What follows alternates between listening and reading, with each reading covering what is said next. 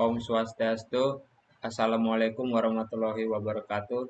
Shalom, salam harmoni. Perkenalkan, nama saya Andika Kurniawan Sianipar dengan NIM 2215101011. Om Swastiastu. Assalamualaikum warahmatullahi wabarakatuh. Shalom, salam harmoni. Perkenalkan, nama saya Agusti Nyoman Satria Sudarsan dengan NIM 2215101040. Di sini kami akan membahas topik tentang penerapan teknologi sebagai bentuk inovasi yang bermanfaat kepada masyarakat. Berikut perkembangan revolusi industri. Yang pertama ada revolusi 1.0. Revolusi 1.0 ini ditandai dengan ditemukannya alat tenun mekanis yang ditemukan pada tahun 1780.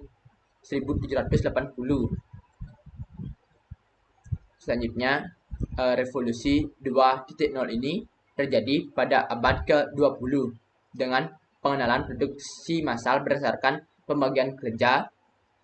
Produksi massal ini menggunakan listrik dan jalur perakitan. Selanjutnya, revolusi 3.0 terjadi pada awal tahun 1970 yang dimulai dengan penggunaan elektronik dan teknologi informasi guna otomatisasi produksi. Sistem otomatisasi berbasis komputer ini membuat mesin industri tidak lagi dikendalikan manusia dan biaya produksi dapat ditekan sedemikian rupa. Nah, selanjutnya revolusi 4.0. Revolusi 4.0 ini terjadi pada awal 2018 hingga sekarang. Diperkirakan revolusi 4.0 ini merupakan industri yang menggabungkan teknologi otomatisasi dan teknologi cyber. Pada era ini, industri mulai menyentuh dunia virtual, membentuk konektivitas antara manusia, mesin, dan data yang disebut dengan Internet of Things. Dan ada banyak lagi teknologi pada revolusi 4.0. Selanjutnya, revolusi 5.0 ini merupakan the next revolusi. Revolusi 5.0 ini dikeluarkan sebagai antisipasi dari yang terjadi pada revolusi 4.0 ini yang berpotensi mengecilkan peran manusia dan menghancurkan jati diri kemanusiaan. Pada era revolusi 5.0 ini menempatkan manusia sebagai komponen utamanya. Ada 3 kemampuan utama yang perlu dimiliki setiap individu, yaitu creativity atau kreativitas, critical thinking atau berpikir kritis, komunikasi atau komunikasi, dan kolaborasi atau kolaborasi. Indonesia sekarang berada pada revolusi 4.0. Selanjutnya, kita akan membahas revolusi industri 4.0. Sebelum kita membahas revolusi industri 4.0, kita harus mengetahui apa itu revolusi industri. Revolusi industri itu mengacu pada 2 hal. Yang pertama, yaitu perubahan cepat dalam teknologi pembuatan barang-barang. Yang kedua itu perubahan dalam kehidupan sosial dan ekonomi masyarakat. Pada poin pertama dapat dikatakan revolusi industri itu cepat dalam teknologi pembuatan barang-barang. Maksud dari hal itu yaitu merubah proses atau cara kerja manusia dalam menghasilkan suatu barang. Sebelumnya kan menggunakan secara manual yang membutuhkan waktu yang lama. Sedangkan pada revolusi industri ini barang-barang yang dibuat itu menggunakan alat mekanik otomatis secara dapat menghasilkan barang-barang yang lebih banyak dan prosesnya lebih cepat. Selanjutnya poin yang kedua itu perubahan dalam bidang sosial dan ekonomi masyarakat. Pada masa sebelumnya, sebelum berkembangnya revolusi industri, mata pencarian umumnya berkembang di masyarakat adalah pertanian. Kegiatan produksi yang dilakukan pada masa sebelumnya bersifat industri rumahan yang merujuk pada bengkel atau tempat pembuatan barang-barang yang dilakukan di rumah. Berikut ada teknologi-teknologi pada revolusi industri 4.0 yang akan dibahas oleh teman saya. Baik, selanjutnya adalah teknologi yang ada di revolusi industri 4.0. Yang pertama, Internet of Things atau IoT. IoT merupakan sistem yang menggunakan perangkat komputasi, mekanis, dan mesin digital dalam satu keterhubungan untuk menjalankan fungsinya melalui komunikasi data pada jaringan internet tanpa memerlukan interaksi antara manusia atau interaksi manusia dan komputer. Contoh penerapan IoT adalah eFisher, yang dimana eFisher ini merupakan teknologi yang digunakan untuk memberi pakan ikan secara otomatis. Jadi penerapan aplikasinya ini yaitu perangkat pemberi makan ikan secara otomatis dan real time. Alat ini akan secara otomatis bekerja sesuai jadwal pemberian makan ikan yang sudah disetting sebelumnya. Dapat pula jika dibutuhkan untuk memberikan makanan sesuai dengan kehendak pemilik. Hal ini tentu saja untuk memastikan gizi ikan terpenuhi dan sesuai dengan dosis yang dianjurkan. Teknologi selanjutnya adalah cyber security. Cyber security merupakan sebuah perangkat keamanan sistem jaringan dan program dari serangan digital. Cyber security biasanya ditujukan untuk melindungi dari adanya hacker yang ingin mengubah atau menyebarkan informasi sensitif yang biasanya menjadi tujuan untuk memeras uang dari pengguna atau mengganggu operasional proses bisnis. Contoh penerapannya itu adalah sistem keamanan pemerintah Indonesia, yang dimana sistem keamanan pemerintah Indonesia sangat penting untuk menjaga data ataupun informasi rahasia secara keseluruhan, karena resiko terkena ancaman digital terus meningkat dan ancamannya pun semakin beragam. Maka dari itu, penting untuk melindungi sistem bahkan dari resiko sekecil apapun. Kekurangan dari cyber security di Indonesia yaitu masih kekurangan bakat untuk melakukan pengoperasian cyber security. Hal ini yang dapat menimbulkan masalah dan kerugian yang dihadapi oleh pemerintah.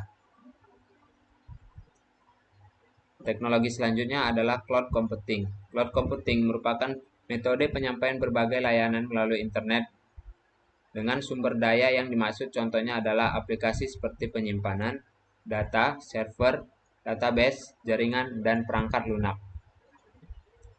Contoh penerapan cloud computing yaitu ada aplikasi bernama Cloud Kilat, yang dimana Cloud Kilat merupakan penyedia layanan komputasi awan yang dihadirkan oleh PT Invis System Indonesia untuk memenuhi kebutuhan pasar Indonesia. Cloud Kilat ini hadir dengan layanan yang berkualitas namun dengan harga yang murah. Diluncurkan pertama kali pada bulan September 2013 dan telah menjadi salah satu penyedia layanan komputasi awan terkemuka untuk kalangan usaha kecil, menengah, atau startup di Indonesia. Cloud Kilat biasanya digunakan di berbagai kalangan seperti perusahaan ataupun masyarakat. Teknologi selanjutnya adalah additive manufacturing, yang dimana additive manufacturing merupakan terobosan baru di industri manufaktur dengan memanfaatkan mesin pencetak 3D, atau sering dikenal dengan istilah 3D printing. Gambar desain digital yang telah dibuat diwujudkan menjadi benda nyata dengan ukuran dan bentuk yang sama dengan desain sebenarnya, atau dengan skala tertentu. Contoh penerapan teknologi additive manufacturing itu bisa kita lihat adanya teknologi percetakan 3D, yang dimana percetakan 3D ini digunakan untuk membuat objek dapat berupa bentuk atau geometri yang diterapkan di industri-industri. Teknologi selanjutnya adalah augmented reality atau AR. AR merupakan sebuah teknologi di mana menggabungkan antara benda dunia maya 2 dimensi dengan benda 3 dimensi yang ada ke dalamnya sebuah lingkungan nyata tersebut. Kemudian memproyeksikannya benda maya yang ada tersebut ke dalam waktu nyata. Contoh penerapan teknologi augmented reality yaitu adalah aplikasi rumah belajar, yang dimana aplikasi rumah belajar ini merupakan sebuah platform yang menghadirkan berbagai fitur menarik seperti learning management system, materi belajar siswa, kumpulan soal dan materi evaluasi kuis, sampai dengan simulasi praktik laboratorium secara virtual. Kini, portal Rumah Belajar memunculkan fitur baru, yaitu augmented reality, yang berisi materi pembelajaran. Manfaat dari belajar dengan menggunakan teknologi, yaitu mampu memberikan warna baru di bidang pendidikan. Pengguna tidak hanya berpusat pada wawasan, tapi juga menyentuh sisi emosional siswa. Pengalaman yang dirasakan merangsang otak mereka untuk menyerap ilmu lebih cepat. Teknologi selanjutnya adalah Big Data. Big Data adalah sekumpulan data yang memiliki volume atau ukuran yang sangat besar, yang terdiri dari data yang terstruktur, semi-terstruktur, dan tidak terstruktur, yang dapat berkembang seiring waktu berjalan. Contoh penerapan teknologi Big Digital ini adanya server data. Jadi server data ini merupakan tempat penyimpanan sebuah data yang berukuran besar yang digunakan oleh instansi pemerintah agar data tersebut dapat diolah dan dianalisis secara efektif dan lebih efisien. Teknologi selanjutnya adalah autonomous robot. Autonomous robot adalah sebuah robot yang menampilkan perilaku atau tugas dengan tingkat otonom yang tinggi, terutama dalam bidang-bidang seperti penerbangan angkasa, tugas rumah tangga seperti bersih-bersih, pengolahan air buangan, dan pengiriman barang dan jasa. Contoh penerapan otonom robot yaitu adalah adanya robot AUMR, yang dimana robot AUMR ini merupakan robot yang berguna untuk memaparkan sinyal ultraviolet yang terdapat pada robot tersebut dan bergerak berkeliling di sekitar ruangan. Jadi penggunaan robot ini untuk memecah virus COVID-19. Robot yang dapat beroperasi selama 5 jam ini dikendalikan dengan menggunakan remote control atau autonom control mode, yang dimana robot AUMR juga dilengkapi sensor ultrasonik untuk menghindari terjadinya tabrakan antara robot dengan benda di sekitarnya. Teknologi selanjutnya adalah simulation. Simulation merupakan bentuk perwakilan dari operasi waktu ke waktu. Simulasi seringkali digunakan untuk berbagai konteks, seperti dalam simulasi teknologi yang digunakan untuk optimalisasi kinerja, teknik keselamatan, pengujian, serta pelatihan. Contoh penerapan teknologi simulation yaitu adanya teknologi flight simulator, yang dimana flight simulator merupakan simulasi yang memungkinkan untuk mengendalikan pesawat secara virtual. Jadi flight simulator ini merupakan simulasi dari penerbangan pesawat. Teknologi selanjutnya adalah sistem integration. Sistem integration merupakan sebuah rangkaian penghubung antara beberapa sistem baik secara fisik maupun fungsional. Sistem tersebut juga yang akan menggabungkan antara komponen subsistem yang ada dalam satu sistem sehingga dapat menjamin setiap fungsi yang ada dapat bekerja dengan baik sebagai satu kesatuan dari sistem yang ada. Contoh penerapan teknologi sistem integration adalah Enterprise Resource Planning atau ERP. ERP merupakan singkatan dari Enterprise Resource Planning. Jadi ERP ini adalah sistem terpadu yang digunakan oleh perusahaan untuk mengintegrasikan seluruh sumber daya perusahaan. Penggunaan sistem ini juga digunakan untuk memudahkan perencanaan hingga pengelolaan sumber daya perusahaan. Dengan menggunakan sistem ini, setiap departemen di perusahaan dapat terhubung pada satu sistem yang sama. Hal ini akan memudahkan perencanaan dan pengelolaan antara departemen. ERP juga memiliki banyak modul yang disesuaikan dengan kebutuhan. Beberapa modul diantaranya yaitu modul gudang, keuangan, manajemen pesan, manajemen pelanggan, manajemen sumber daya manusia, dan lain-lain. Ketersediaan modul ERP bergantung terhadap software yang digunakan. Sekian presentasi dari kelompok kami. Jika ada pertanyaan, bisa ditanyakan melalui form yang telah disediakan.